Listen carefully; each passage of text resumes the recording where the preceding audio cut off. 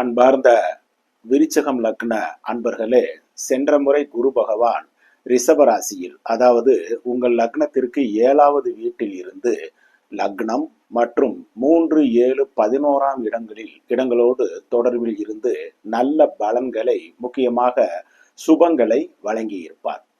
தோற்ற பொலிவையும் தன்னம்பிக்கையும் கொடுத்து தொட்டது துளங்க வைத்திருப்பார். முயற்சியை பலிதமாக்கியிருப்பார். சிலருக்கு விரும்பிய இடமாற்றங்கள், ஊர் மாற்றங்கள், மனை மாற்றங்கள் ஏற்படுத்தி கொடுத்திருப்பார். இன்னும் சிலருக்கு மண், வாகனங்கள் விற்க வாங்க ஒப்பந்தங்கள் போட வழிவகை செய்திருப்பார். குடும்பத்திலும் சுபகாரிய பேச்சுகளை அனுகூலமாக்கி இருப்பார். இன்னும் சிலருக்கு குடும்பத்தில் திருமணம் போன்ற வைபவங்களை நடத்தி கொடுத்திருப்பார். திருமணம் ஆகாத இளைய பருவத்தினருக்கும் மாப்பிள்ளைக்கு பெண்ணும், பெண்ணுக்கு மாப்பிள்ளையும் அடையாளம் காட்ட வைத்து மன மகிழ்ச்சியில் ஆழ்த்தி இருப்பார். உங்கள் சுய ஜாதகத்தில் ராகு மற்றும் குரு புத்தி நடக்காமல் இருந்திருந்தால், எந்த திசை நடந்திருந்தாலும் இந்த புத்திகள் மட்டும் நடக்காமல் இருந்திருந்தால் மேலே சொன்ன பலன்களை நிச்சயமாக நீங்கள் அனுபவித்திருப்பீர்கள். இந்த வருடம் குரு பகவான் மிதுன ராசிக்கு, அதாவது உங்கள் லக்னத்திற்கு 8ஆம் இடத்திற்கு பயிற்சியாகி 2, 4, 12ஆம் இடத்தோடு தொடர்பு பெறுகிறார். பொதுவாக 8ஆம் இடம் என்பது மன உளைச்சல், வலி வேதனைகள், உடல் உபாதைகள், அலைச்சல்கள், சட்ட சிக்கல்கள், வம்பு வழக்குகள் தரும் பாவகமாகும்.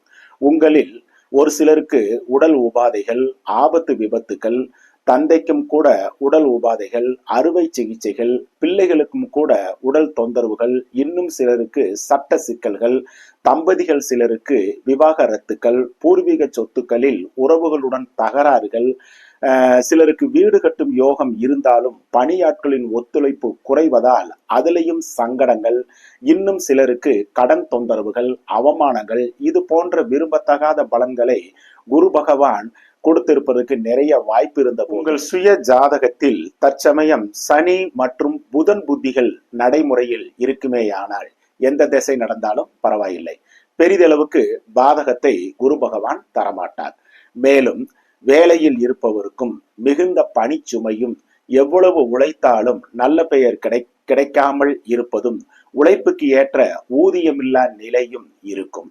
சொந்த தொழில், உற்பத்தி சார்ந்த துறைகளை சார்ந்தவர்களுக்கும் கடும் உழைப்புக்கு பின் பலனும், பழுதுபார்ப்பு செலவுகளும் பராமரிப்பு செலவுகளும் தந்து புது இயந்திரங்கள் உபகரணங்களையும் வாங்க வைத்து உற்பத்தியை பெருக்கினாலும் லாபமில்லா நிலையை குரு பகவான் தந்திடுவார்.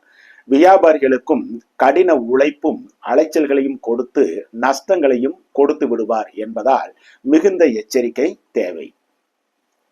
பங்கு வர்த்தகம், யூக வணிகம், கமிஷன், தரகு, மார்க்கெட்டிங் துறையை சார்ந்தவர்களுக்கும் அனுகூலம் இல்லாத நிலையை குரு பகவான் கொடுத்திடுவார்.